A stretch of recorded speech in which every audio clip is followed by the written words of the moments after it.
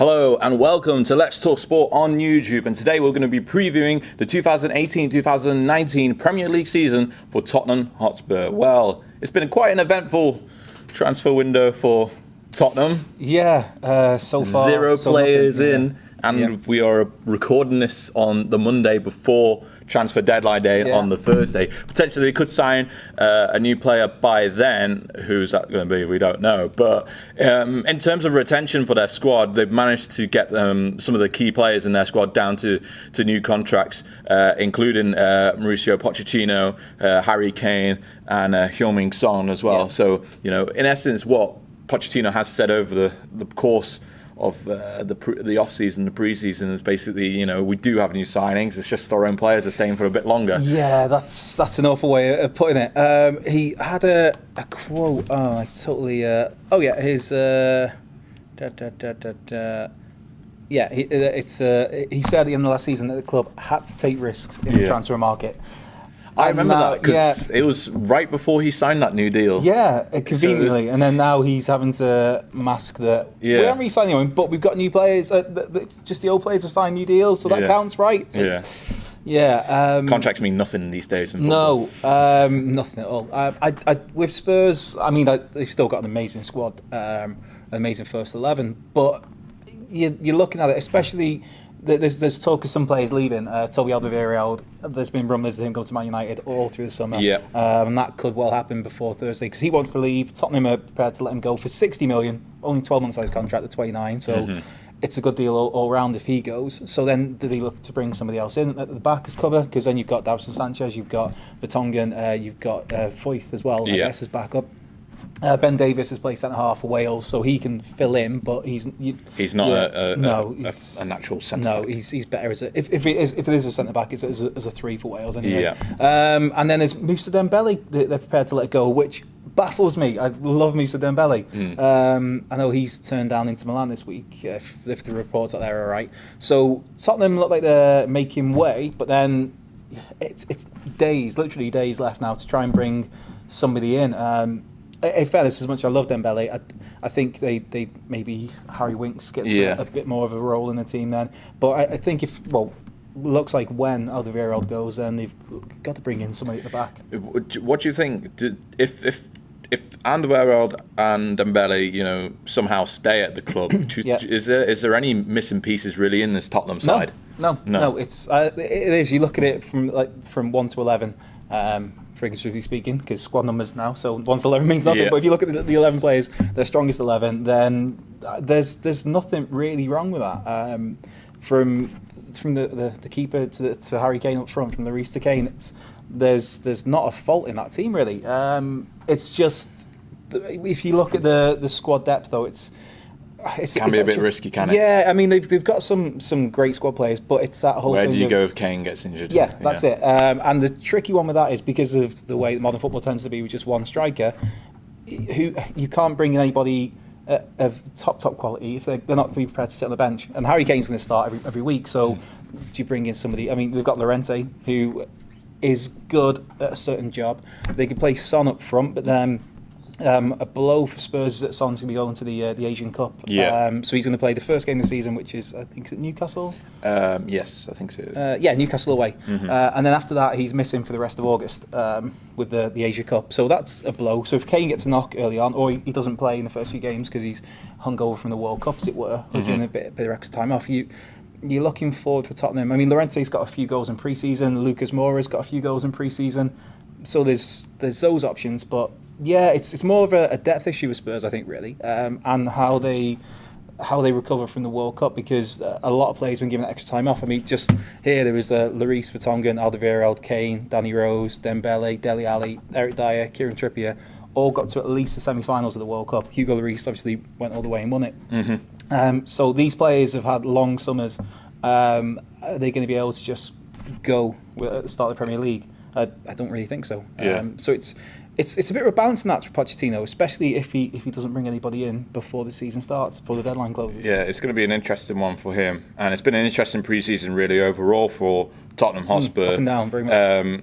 They started off with 6-0 win against Southend, and then they followed that up with a 2-1 win against Brentford. Both games, really, they should have really been winning those games, so no real surprises there. And then they went to the International Champions Cup, beat Roma by 4-1, drew 2-2 with Barcelona, only to lose out with them 5-3 on penalties, and then beat Milan by 1-0. I think it really shows, really, that, against top sides, of course there's a natural amount of rotation in terms of substitutes and whatnot, but still Tottenham are able to get the job done, and then of course that Girona, got spanked 4-1. 4-1. Over the weekend. But that was very much kids playing. Yeah. So in essence, that re-emphasises your point, really, that Tottenham's first team is very strong, but when it comes to depth, it's a bit of a concern. And you're thinking, if now's the time, that Girona game at the weekend, that's your final pre-season game, your final friendly before the season starts.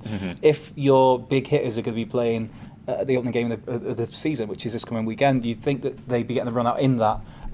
So I think that also throws a bit of doubt on what side Tottenham are going to go with the weekend. Are you going to throw in players who haven't had any match fitness, any match practice since the World Cup, or do you slowly bed them in? It's a tricky one for Spurs. I think they'll be fine. You mentioned there Harry Kane doesn't score in August. They're notoriously slow starters over the last few seasons, so it'll all play out, I'm sure, fine for Tottenham in the end. But I'm sure there'll be squeaky bun time a little bit in August for Spurs fans. It could be. It certainly could be. What are our thoughts on Pochettino? Because he was touted at one point to go to Real Madrid. Yeah. They managed to lock him down to a new deal. But, in essence, it feels like Tottenham's still trying to win his heart rather than it being the other way around. Other managers in the top 6 clubs, are under pressure. Maybe not Guardiola and Klopp in terms of the sense, but, they're under pressure to succeed at their clubs, whereas it seems to be the other way around for Tottenham. Tottenham are trying to do their very best to impress Pochettino in order to keep him to stay. So it's what we expecting from Pochettino, because obviously the passion's still there. Yeah. But how long is he going to be able to keep up with this Tottenham squad the way it is? It's a tricky one because people always go back to this. They need to win a trophy. They need to win a trophy to keep the players, to retain the manager. They need to win a trophy. So it depends on what Pochettino values, what he sees as success. If he sees maybe coming second this season in the league as success, then and they get that, then they'll stick around. Obviously, he signed this new contract, but like you said, contracts don't mean anything really in football these days. The Madrid job, it seems that whenever he wants it, that is his to take from all reports. It seems like this is a summer for. I'm pretty sure people said the same last season and the season before. For Spurs to make a statement to push on to that next level. Liverpool have done that. Liverpool have brought in some. Liverpool had a great season last year. Brought in some brilliant signings. Again, that pains me to say they've had a great transfer market. So Liverpool are progressing.